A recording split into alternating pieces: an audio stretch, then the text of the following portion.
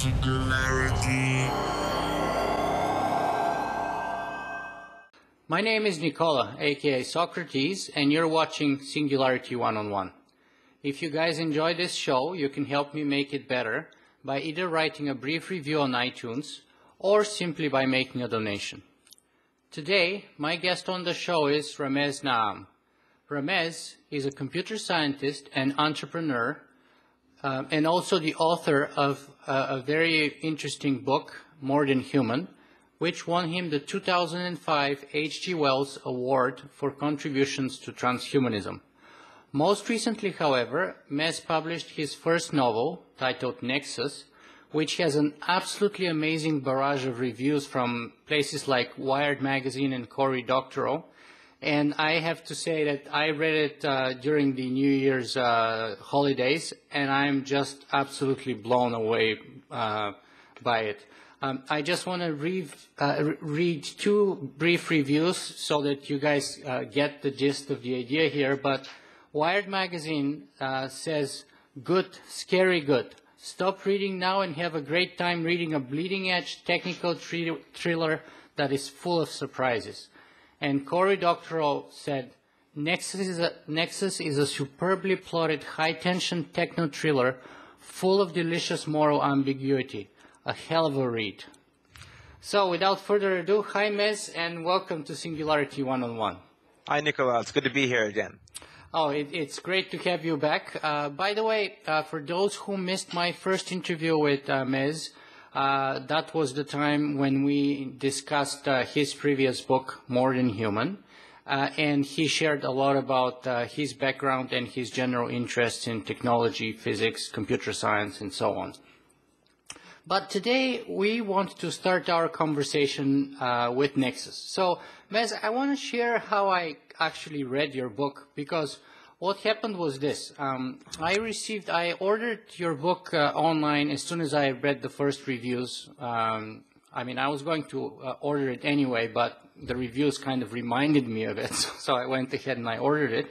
And you know, it's a nice and hefty little book. It's about 450, 500 pages.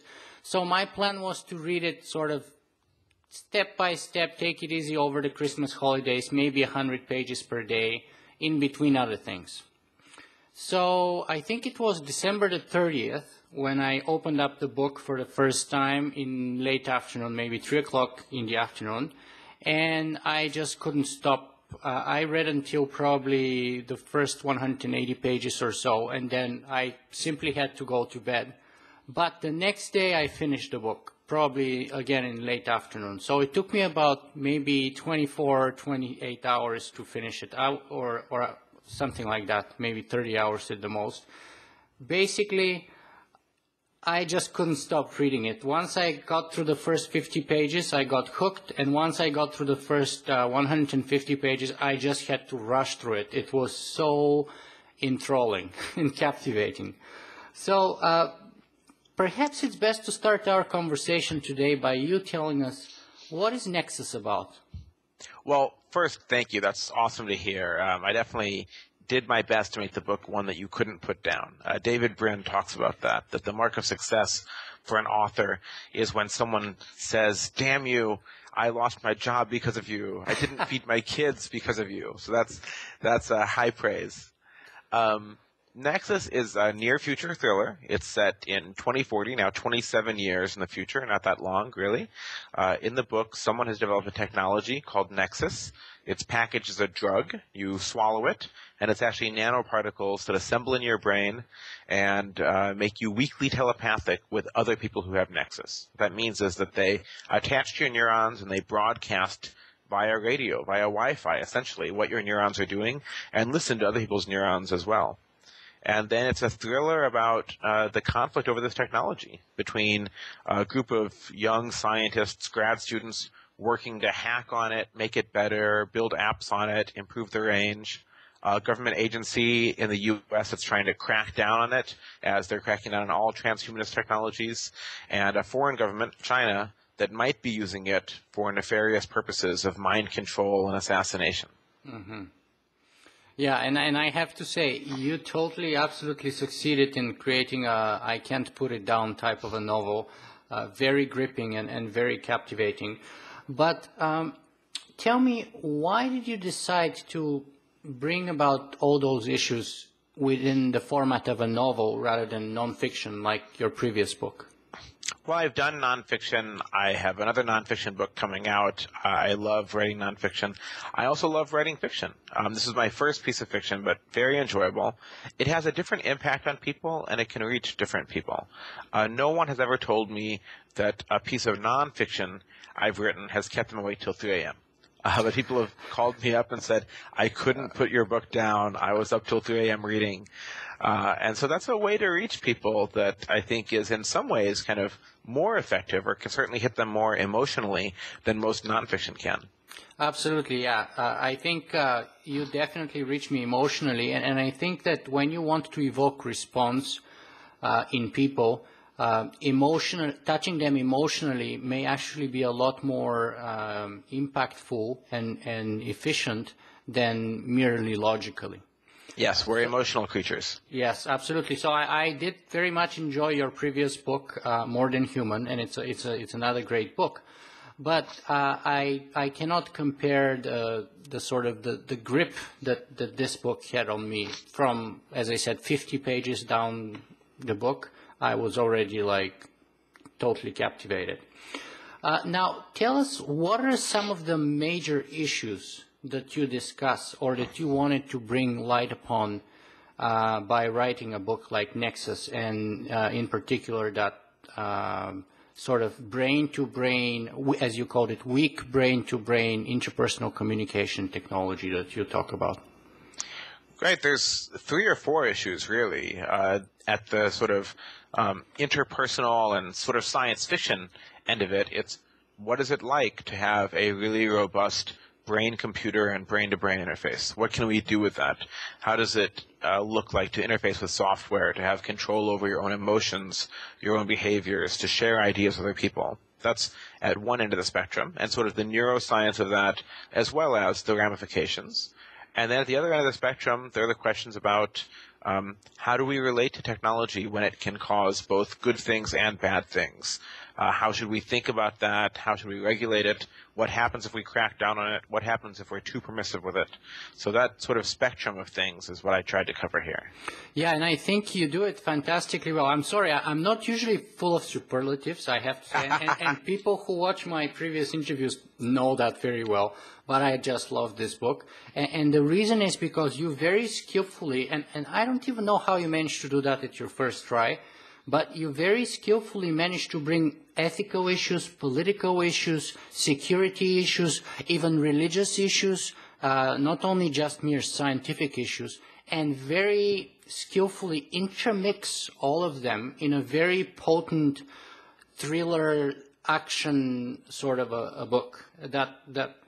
That's just fantastic, I think. And so tell me why, I mean, is there, if I try to paraphrase one of your characters who says, there's a war coming, and you can choose to be on the side of the forces that fight against progress, or you can stand on the side of progress. So first of all, do you think that's true? And second of all, is there really a war coming?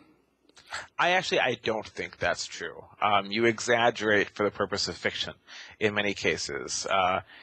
Some of that riffs off of a few things. One is, when I wrote More Than Human, it was a response in many ways to a movement among ethicists and bioethicists, and in particular a group called the President's Council on Bioethics, to make the case that enhancement technology was bad.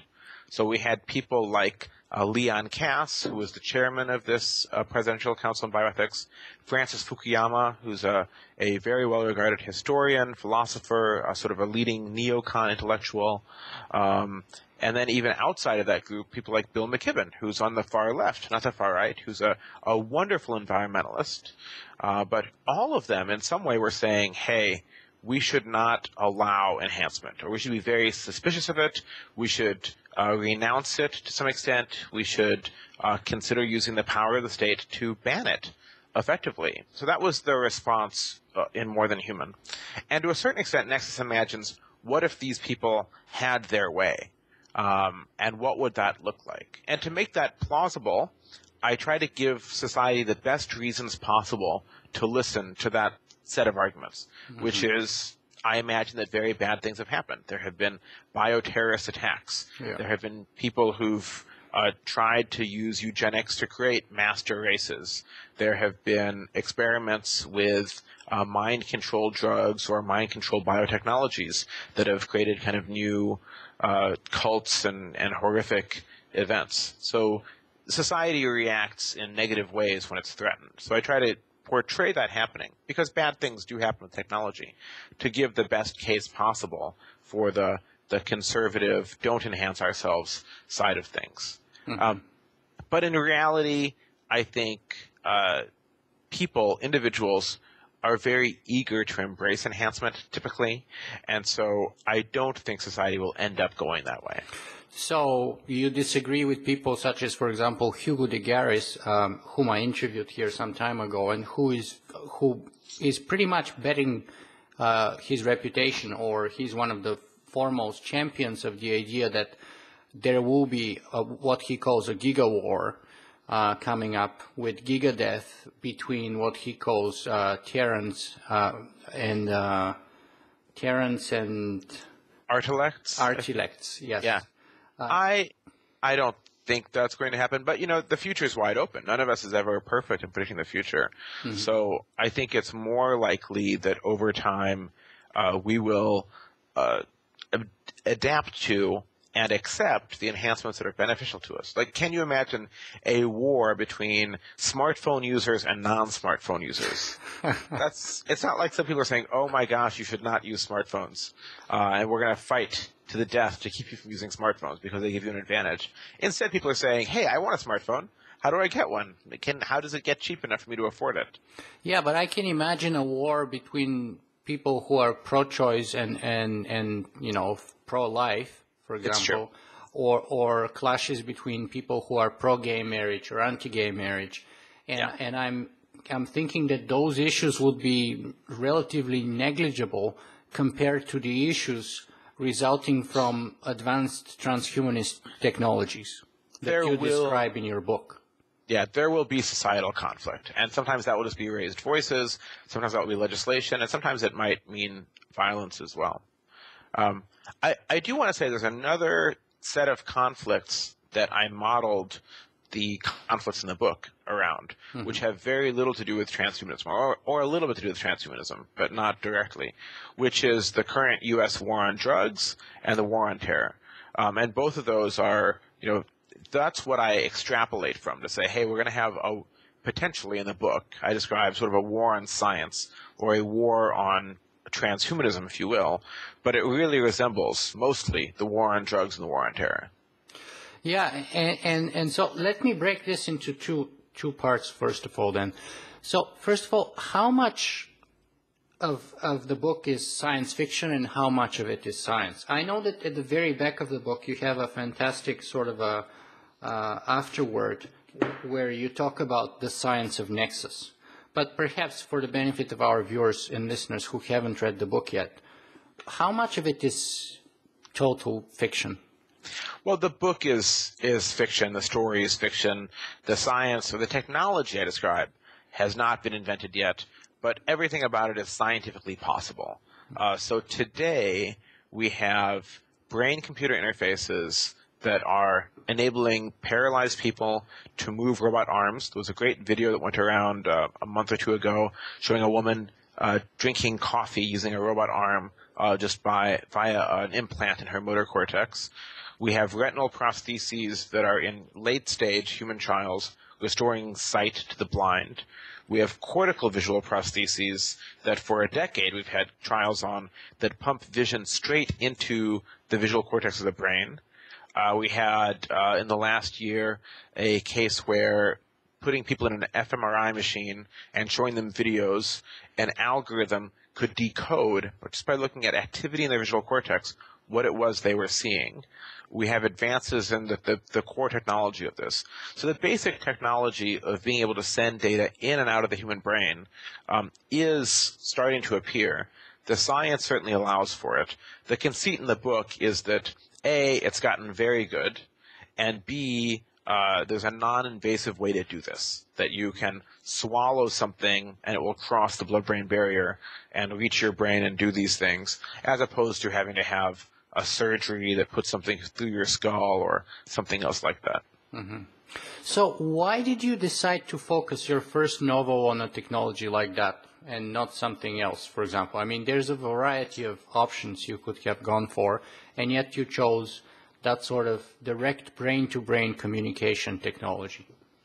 When I wrote More Than Human, which came out way back in 2005, that was my favorite set of chapters. There were 2 chapters on that brain-to-brain communication technology, and that's what I found most transformative, because living longer is one thing. Having bigger muscles, we can probably do that with biotech very soon now, is very nice, but nothing to me seems as transformative as having the ability to communicate with other people and to manipulate your own mind via software. That we live inside of our brains, essentially. So that's sort of one side of it. The other side, I'd say, is yes, I love space opera. I read stories about that and so on. But you look at the pace of progress of what's actually happening in technology. The real progress in the last few decades has been the technologies of inner space, if you will. The technologies of information, so computing, communication, neuroscience, biotech. That's where we've really made progress, whereas we've made virtually no progress in space. So if you look at science fiction of anything like the next several decades, maybe even the next century or two, the bulk of humanity is going to live on the planet Earth, and the most profound changes are not that we're going to be zipping around in spaceships, they're going to be changes to ourselves. So that's what I think the future really holds. And so if I want to write science fiction, I want to be true to that. Mm-hmm. So in that sense, is your book intended to be a form of entertainment? Is it sort of supposed to be edutaining, educational, and entertaining? Is it like a warning, for example, about some of the issues or the problems that we might face in the future? Well, Marshall McLuhan, the great media theorist, said that anyone who differentiates between entertainment and education doesn't understand either. McLuhan was exaggerating. I don't think it's exactly correct. But how do you reach people with an idea? You have to captivate them. You have to rivet them. If Nexus succeeds only as something where people love it and are sucked into it and feel a sense of joy or excitement reading it, fantastic. But I think it also does convey other ideas. And so I want to do several things in it. I want to explore what the future is like. It's an attempt, in a certain sense, at political activism. It's a book that hopefully persuades those who read it that we should be more accepting of these technologies than we should be fearful of them, though we also have to be a little bit fearful of them. And to be totally honest, it is an anti-drug war and anti-war and terror polemic. It's a lot of great science fiction is about the present, and Nexus is as well. Yeah, I think in my interview with Cory Doctorow, he said that science fiction is always a reflection of the present, and it's, in his claim, very horrible at predicting the future. Yeah, I think that's accurate. Yeah. But in that sense, let me ask you this then. So, do you think that our society, the Western civilization, especially like North America and Europe, would be as easy to subvert and to turn into the totalitarian sort of censorship-ridden society that you describe in your book in the 2030s and late 2030s and early 2040s? Societies contract in response to fear. I think there's a quote. Oh my gosh, who's the famous erotic writer Anais Nin, who wrote, "Life expands or contracts in proportion to one's courage." Right, so you can also look at it as societies expand or contract their freedoms in inverse proportion to their fear. Mm-hmm. And today in the U.S., we're not a totalitarian state. We're quite a free state, but we're less free than we were on September 10th of 2001.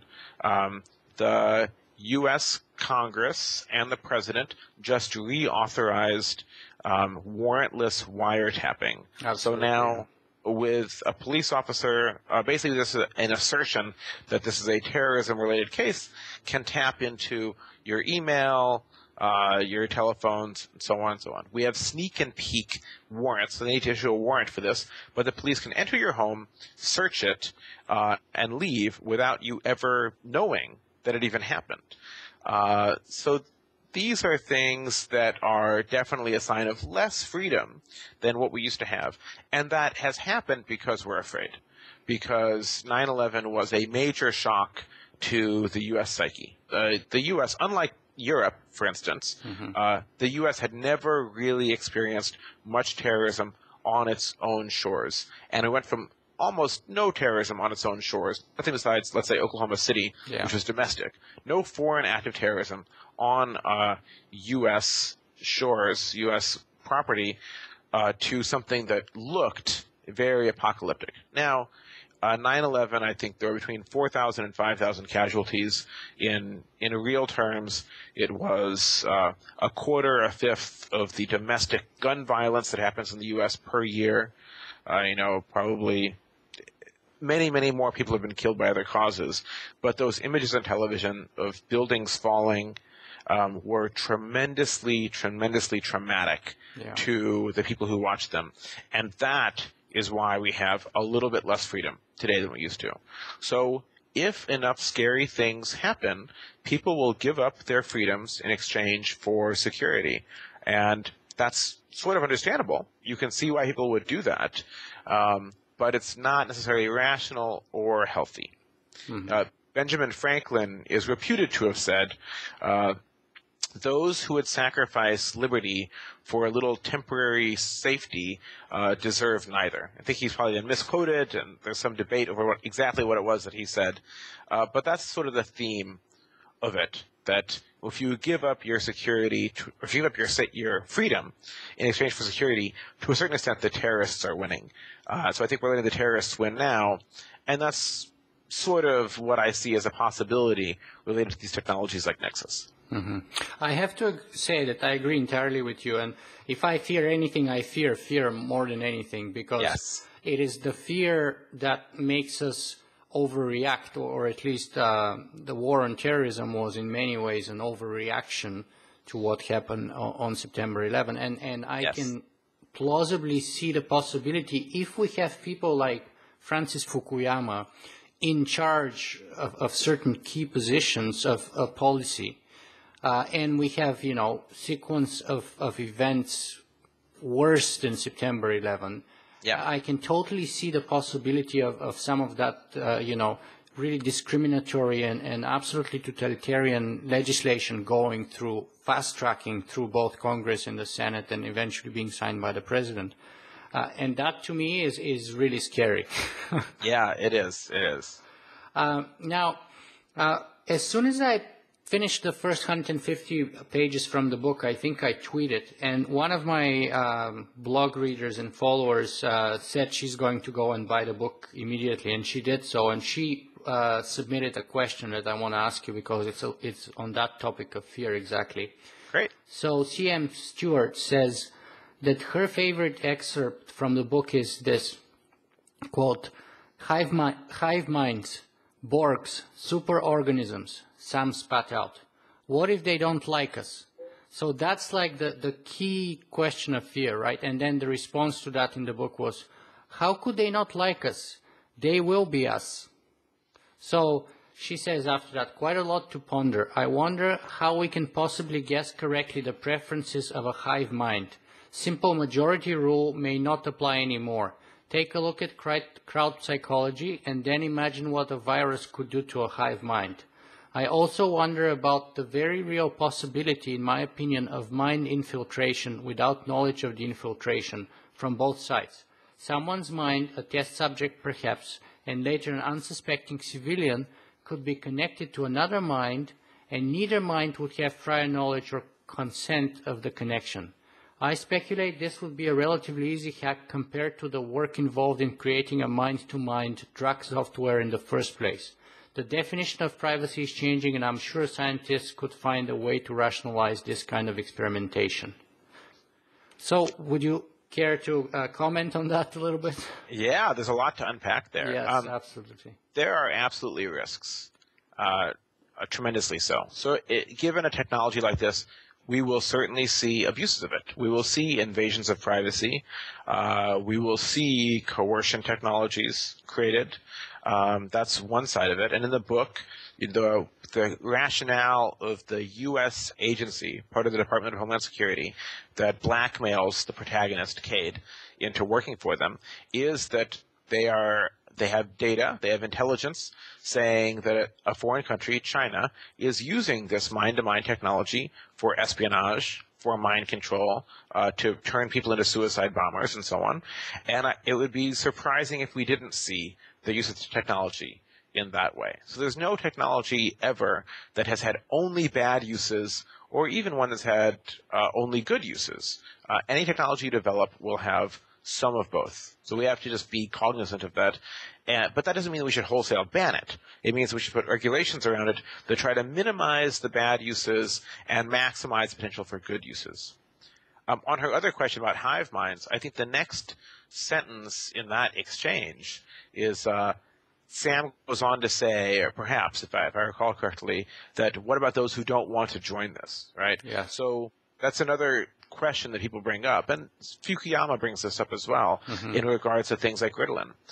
Now we have competitive pressure in school that might lead parents to accept Ritalin for their kids that wouldn't have a while back, because they have to keep up with the other kids, or because the definition of what is ADHD has changed and so on. So if you have an enhancement technology, of course, you're going to have some pressure to use it, and those who don't have access to it might not be able to keep up. So absolutely. I definitely tried to write this book in a way that was not black and white, that showed the shades of gray. And there are real risks and real challenges to this sort of technology that mean that it has to be managed well. Yeah, and that situation reminds me very much to what in political science we used to debate a lot about the Cold War, and that's prisoner's dilemma.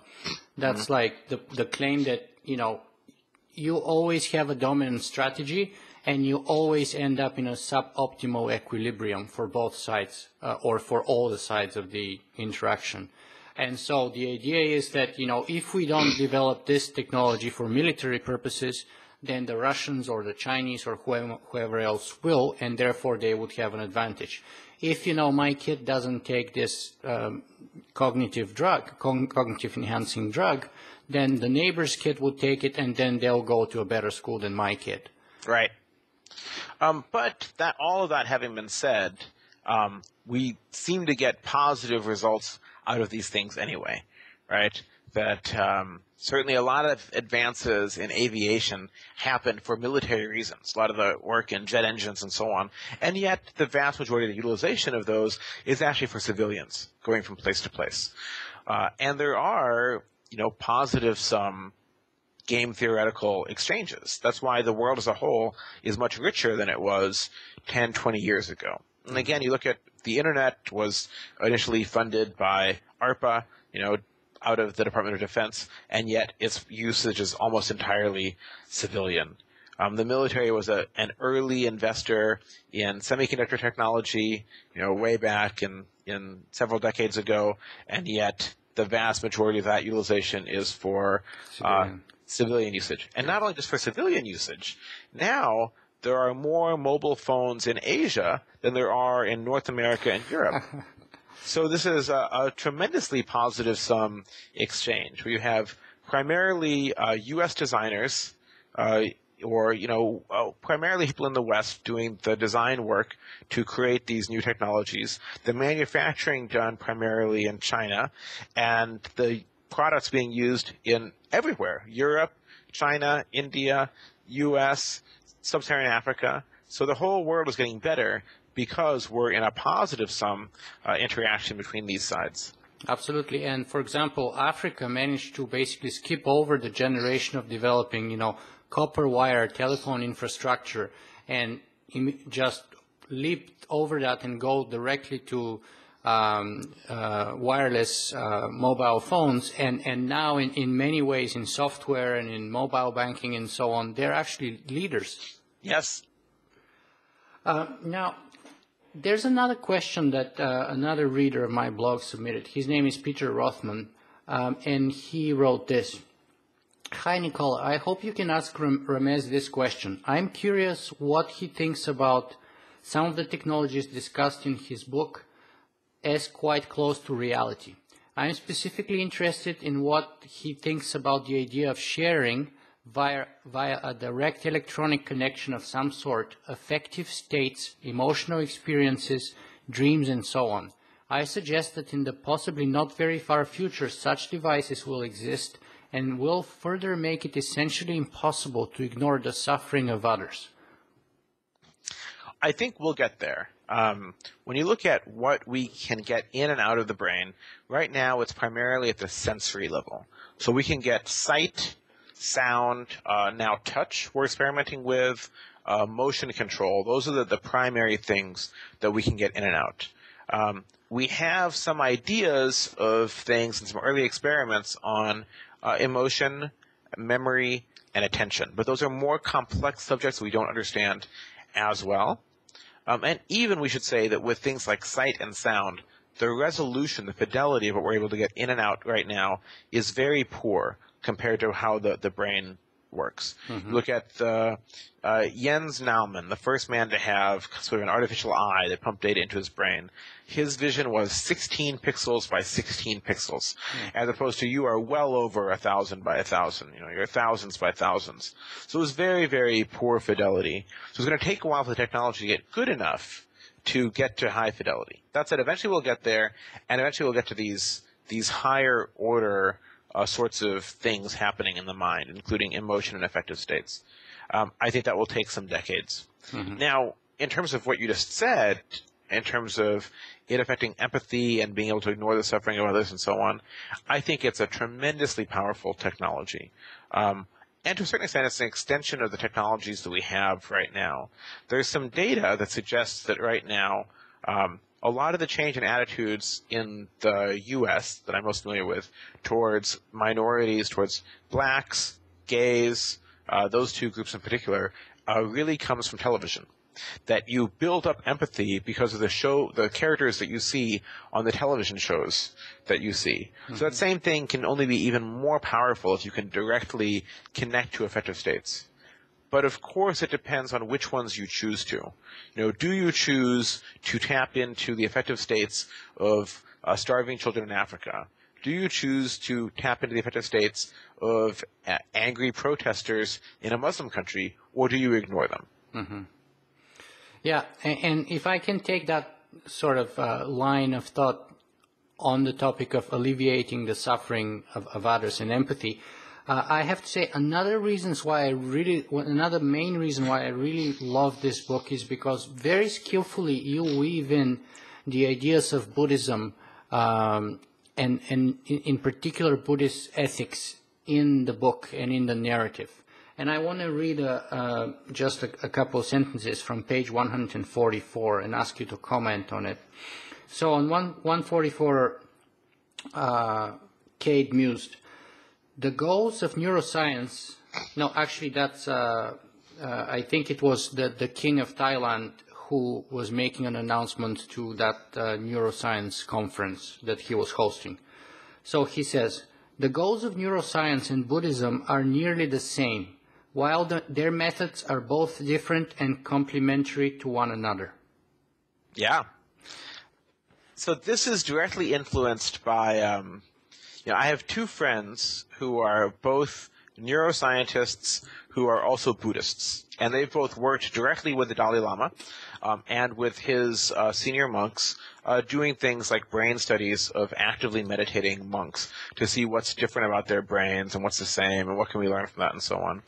And an influence on me was a particular report that one of them gave. He was at a very small conference with about 40, 50 leading neuroscientists and the Dalai Lama. And the Dalai Lama was talking about Buddhism as a science and about meditation as a science, about it as or if you will, as a scientific instrument. meditation as a way to get more insight into what's happening in your own mind. Now, it's not something that can be double-blind. You can't do controlled studies. Reproducibility is a challenge. But it's sort of like the early explorers who wanted to explore new places, sail over the horizon, and so on.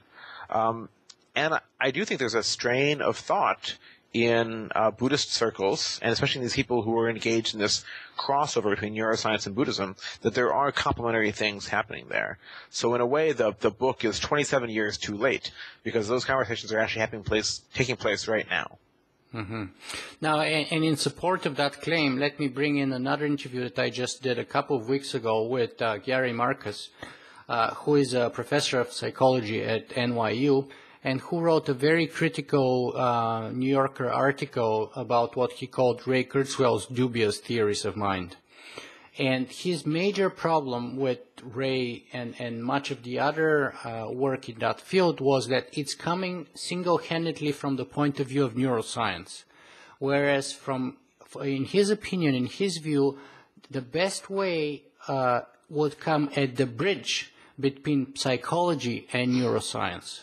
So you couldn't ignore psychology.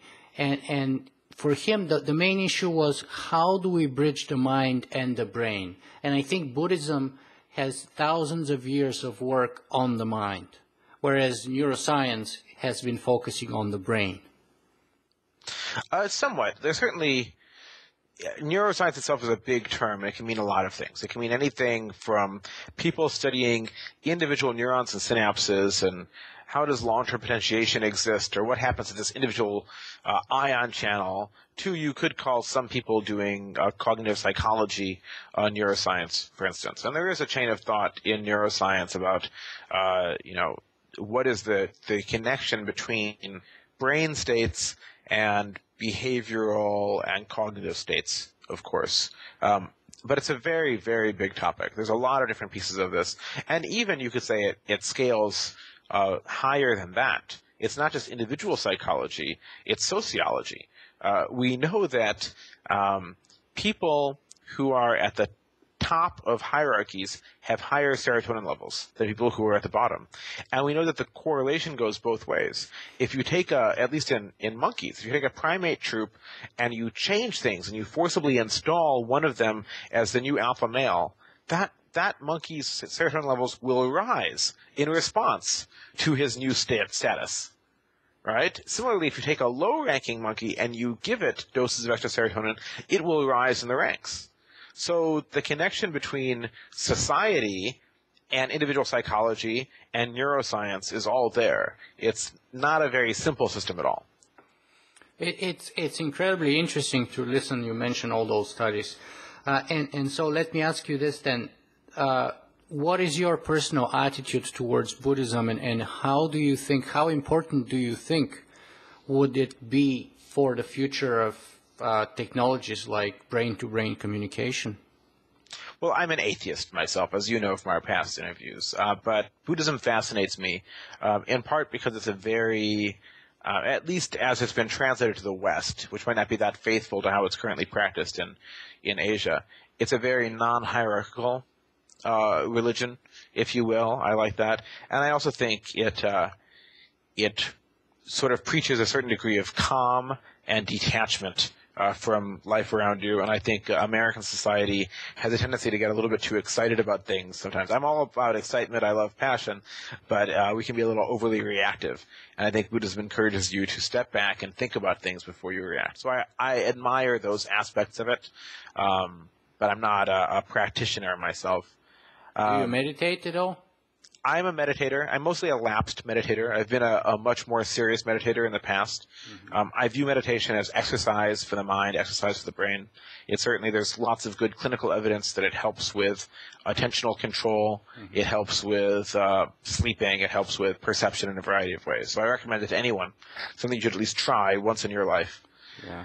So you very much feel the same way as I do towards Buddhism. I'm absolutely fascinated by it, and despite the fact that I'm 100% atheist, of all the religions in the world, I am the most sympathetic towards Buddhism for a number of reasons. Yeah. But especially claims like we are all one, which is very much on the topic of your book, Nexus. Now, let me bring 2 or 3 of the offshoots or potential offshoots of the technology that you're describing in your book. And actually, I'll do so through the words of one of your characters, the Chinese neuroscientist Xu. And on page 182, she says, I have 3 goals. 1, direct brain-to-brain communication. 2, boosting human intelligence to superhuman levels. And 3, uploading human minds to machine systems. Yeah, not ambitious at all. How crazy or impossible or possible all of those are. Disregarding the timeline here for a second, because I've interviewed people like, for example, Dr. Randall Kuhne, who works on whole brain emulation, and he said in my interview with him that mind uploading is not science fiction anymore. There is no scientific reason to believe that any of those 3 are impossible. And scientifically, there is nothing that makes it impossible to increase intelligence, to communicate things between mind and mind, or to copy the contents of a mind into a different substrate, as Randall would say. The question is how far away they are. And I will say on the topic of uploading, we don't know how far away we are. Many people will say, here is a mathematical model that shows that we are this far away. Hans Moravec, from the very beginning, a very early person in that, had one model, one description of what these numbers were. Ray Kurzweil has a description of what these numbers are. IBM, with their Blue Brain project, has their own analysis of how far away they are. They don't make those statements really, but they'll tell you that they modeled 1/10 of a mouse cortex at 1/32 the speed, and you can extrapolate for yourself that means that we're 30 years away. Other people, I think that's Ramez Naam. There's another person, Henry Markham, that has his own model of how far away we are. What all of these ignore is that there's tremendous amounts of unknown.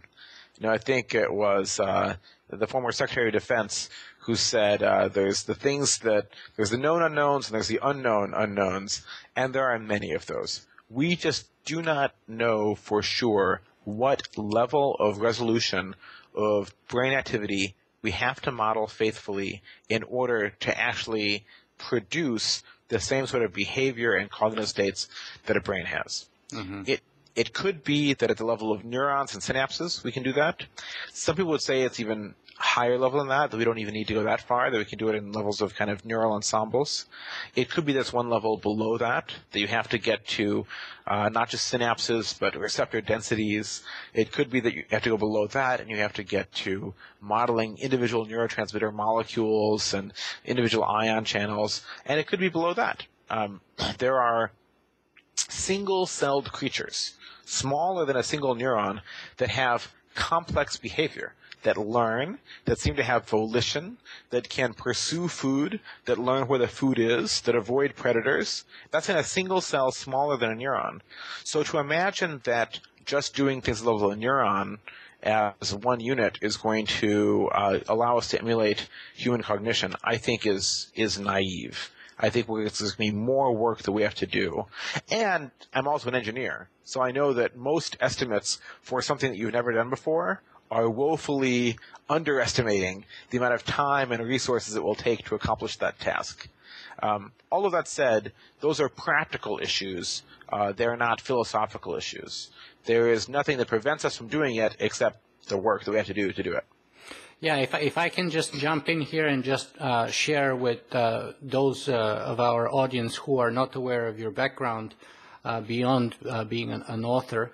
Guys, Ramez has spent 13 years working at Microsoft, where he led development on early versions of Microsoft Outlook, Microsoft Internet Explorer, and most recently the Bing search engine. So he is very much indeed also an engineer. And you can learn a lot more about that in our previous interview, which I would post a link to, of course. But also, I entirely agree with you that those practical issues are important, but from a philosophical point of view, they're technicalities, because to me at least, it's more important if they're plausible possibilities or not. And if they are, whether we're going to get there in 1, 2 decades or 10 decades, it doesn't really make that much of a difference in the grander scheme of things. Yeah, I'd agree with that. It makes a difference to people who are alive today. To us, yes. There's a question as to whether or not we will see it. Yes. But I have no doubt that humanity can get there. Yeah, okay, fantastic, because that's more or less exactly the way I feel.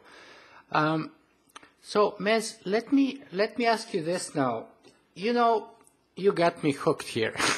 After 500 pages of this book, I want more. And at the last page here, at the very cover of your book, I read that Nexus is your first novel, and the next will be Crux. So yes. Please tell me that Crux is the second part of Nexus. Crux is the sequel to Nexus. It will come out in September. Thank you. You're very welcome. and Nexus, just so your readers know, or your listeners know, can be read entirely as a standalone novel. It has a beginning, a middle, and an end. But Crux picks up in the same world shortly after Nexus and continues the exploration of that technology. So what can you tell us about that, if anything?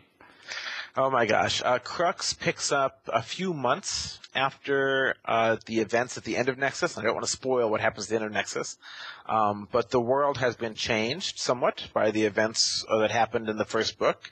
And it's more exploration of similar topics of what happens with these technologies, how will they be used for good, how will they be used for bad. And I've also done my best to make it an absolute page-turner. My goal is that you cannot put the book down whatsoever. And I seem to be succeeding at that based on feedback from readers. You're absolutely succeeding, yeah. And I think I actually would be rereading it soon because it's just a fun book to read. It's very gripping, and yet and in some ways it makes you be scared of some things, but at the same time I find it very refreshing and sort of very optimistic too. So I really enjoyed all that very potent mixture of a number of things like this. But so we can look forward to Crux, you said, in September? That's correct, yes. Fantastic. So I'll definitely get that one. Now, how important do you think is a technology like Nexus on the way towards a technological singularity? Whew. Well, I have trouble with that word, singularity. I think it's a slightly apocalyptic word, and I don't really buy it. So I think a technology like Nexus would be a great technology in terms of augmenting human cognition, both individually and collectively, and would produce a lot of positive effects for the planet. How about that? Mm-hmm. And what about the technological singularity in its own right? Would you care to say a few words about it? How likely or unlikely do you think it is?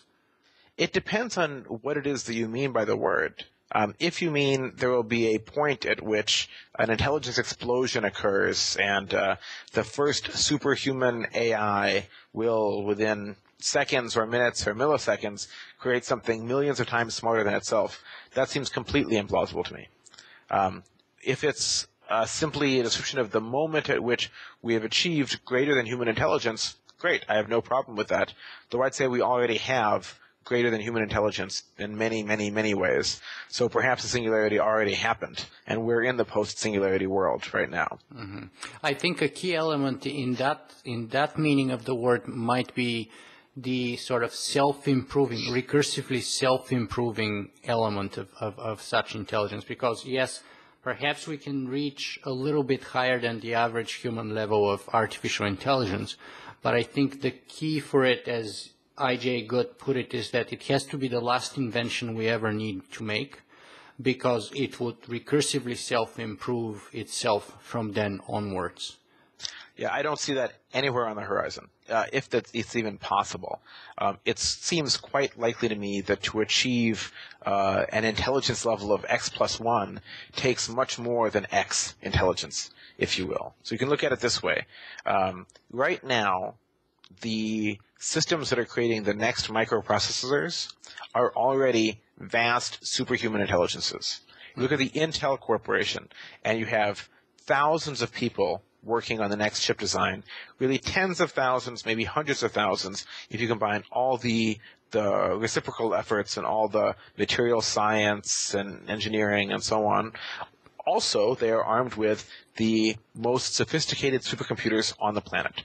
So that is a vast superhuman intelligence. And what it produces as its output is the next Intel chip. It's not a dramatically faster superintelligence, if you will. So it takes a lot of brain power to improve brain power, and probably much more brain power in than brain power out that you get in a certain way. Mm-hmm. That's very interesting, and it seems to me that you're, of course, probably using your experience at Bing in particular to make observations like that.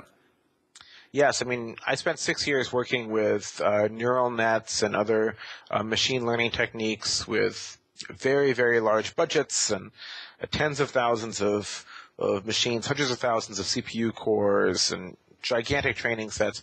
And they're very sophisticated technologies, but they're not humans. And the R&D that goes into them is the output of thousands of people to get incremental improvements in them. Mm-hmm.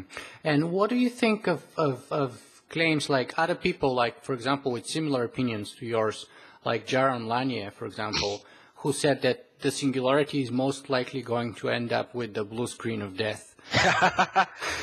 Well, I am not Jaron Lanier, and we have very, very, very different perspectives.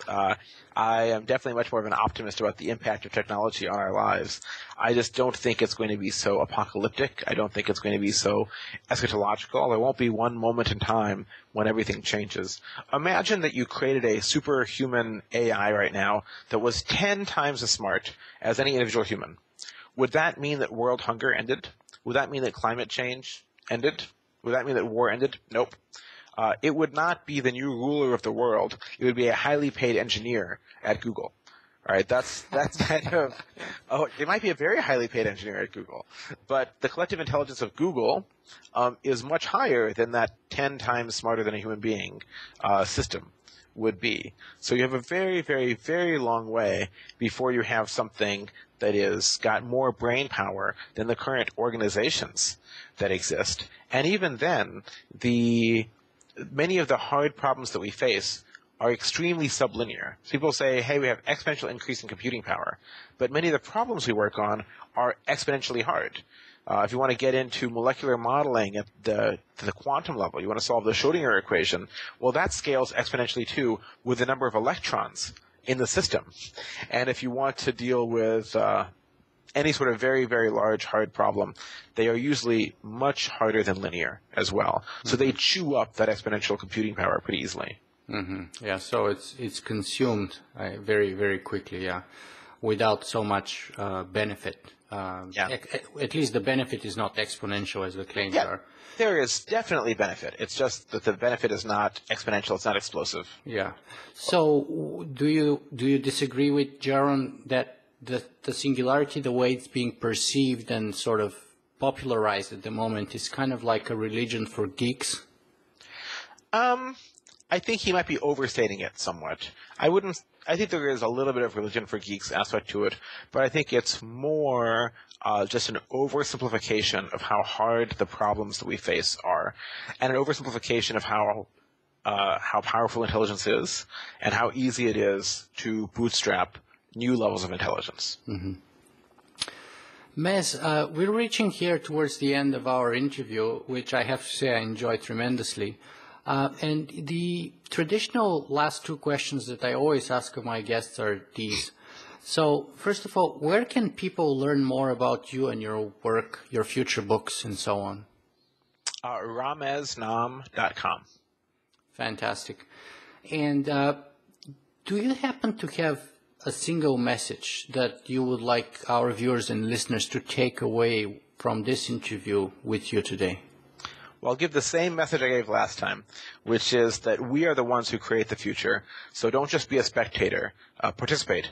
Help make it happen. And that is indeed a fantastic message. Ramez Naam, thank you very much for being with us today. Nicola, thank you. It's been great to be here again.